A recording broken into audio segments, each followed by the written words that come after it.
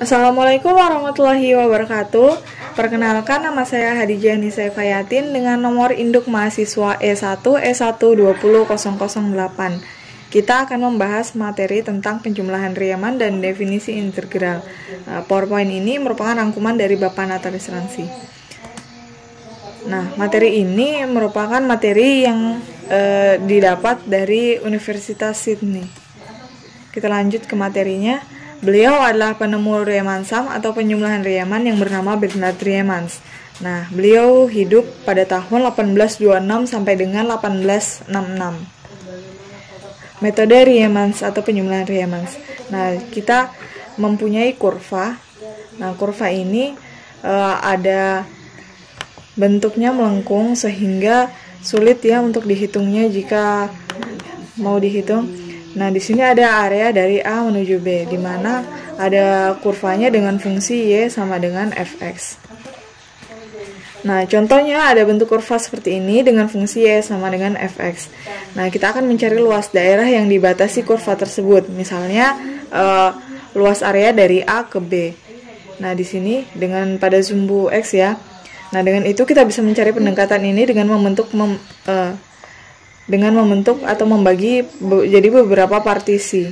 Nah, di sini ada langkah pertama ya, partisi dari A ke B dengan membaginya beberapa partisi. Nah, partisi-partisi ini ditandai dengan huruf T1, T2, T3 sampai T dengan jumlah ke N sampai banyak ya, sampai menuju B, dari A menuju B.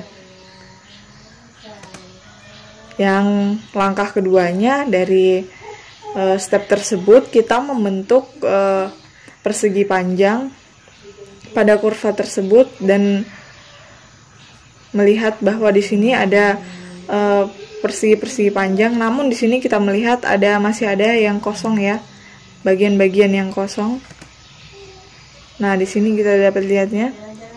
Di step kedua ini atau tahap kedua ini kita melihat di sini ada TI kurang 1 menuju TI. Nah, di sini kita akan memperoleh atau menghasilkan yang namanya itu XI ya, atau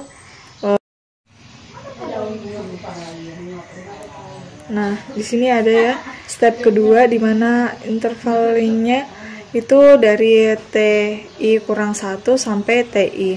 Nah, TI ini XI ini dinamakan dengan delta XI, di mana ada perubahan antara TI kurang 1 sampai TI, sehingga delta XI itu sama dengan TI dikurang TI kurang 1. Nah, area dari persegi panjang ini dinamakan Fxi delta XI. Nah, dimana I-nya itu dari potongan pertama sampai potongan ke N. Nah, di sini ada step ketiga, di mana kita akan menjumlahkan semua area-area dari persegi panjang ini. Nah, persegi panjang ini kan ada areanya yang tadi kita telah dapat, yaitu F, XI, delta XI, di mana delta XI adalah pengurangan dari TI kurang 1.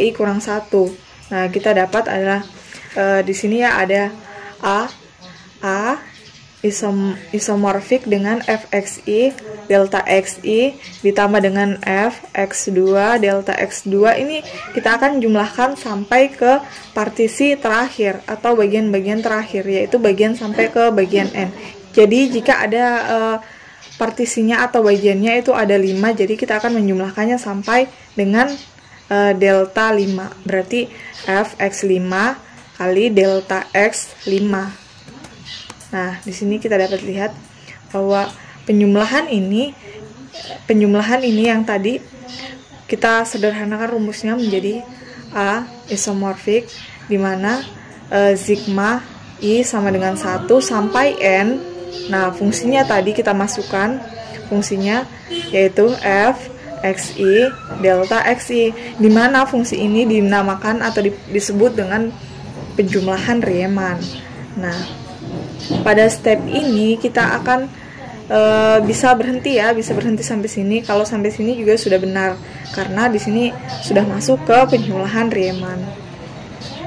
Namun jika kita ingin lagi mengubahnya ke bentuk integral, jadi kita ubah dulu tandanya tadi ini isomorfiknya ke bentuk sama dengan, karena sama saja ya. Jika kita punya tadi ini kan. Nah, ini tadi kan kita mempunyai persegi panjang seperti ini. Kita lihat di sini masih ada bagian-bagian yang kosong, sehingga kalau kita mau menjumlahkan, ini masih terdapat banyak yang error.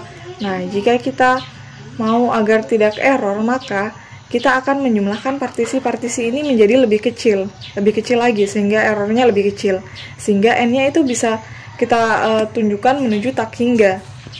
Nah, di sini bentuk ini di mana A sama dengan atau isomorfik terhadap sigma I sama dengan 1 sampai N fxi dikali dengan delta xi.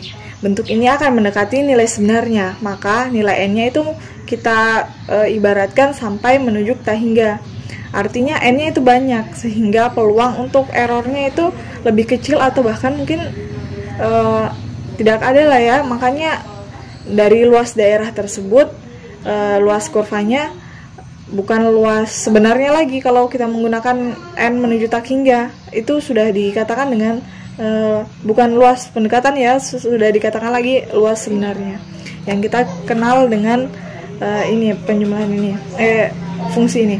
A sama dengan limit n menuju tak hingga, dimana sigma n, dimana sigma I sama dengan 1 sampai n, dimana fxi dikali dengan delta xi. Nah, kita dapat mengambil kesimpulan bahwa A sama dengan limit n menuju tak hingga sigma I sama dengan 1 sampai n fungsi xi dikali delta xi. Nah, kita dapat ubahnya ke integral. Nah, dari sini ini sama saja dengan fungsi integral di bawah yang ini ya, dimana A sama dengan integral b a fx dx. Nah, integral inilah yang dinamakan dengan integral tentu. Jadi itu asal mulanya ya. Jadi perlu diingat bahwa ini tuh berasal dari untuk singkatnya ya. Di sini kita memiliki kurva dari A sampai B, di mana ini ada di sumbu X. Namun kan kalau kita menghitung untuk persegi panjang saja atau persegi itu kan mudah. Namun di sini ada gelombangnya. Jadi kita hitung saja, kita akan membaginya dari beberapa partisi. Nah, beberapa partisi tersebut ini tentunya kalau kita bagi masih banyak-banyak, masih besar-besar, tentunya akan banyak error di sini karena ada bagian-bagian yang tidak terhitung. Nah, contohnya kita perlihatkan seperti ini. Di sini ada errornya ya, yang tidak terhitung. Makanya kita harus membuat partisi-partisi yang lebih kecil atau bahkan partisi itu menuju tak hingga. Jadi limitnya itu akan n sama dengan 0, karena agar errornya itu tidak terlalu banyak ya, bahkan meminimalisir itu lebih sedikit, sehingga itu bisa dikatakan dengan luas sebenarnya. Nah, sekian dari saya. Wassalamualaikum warahmatullahi wabarakatuh.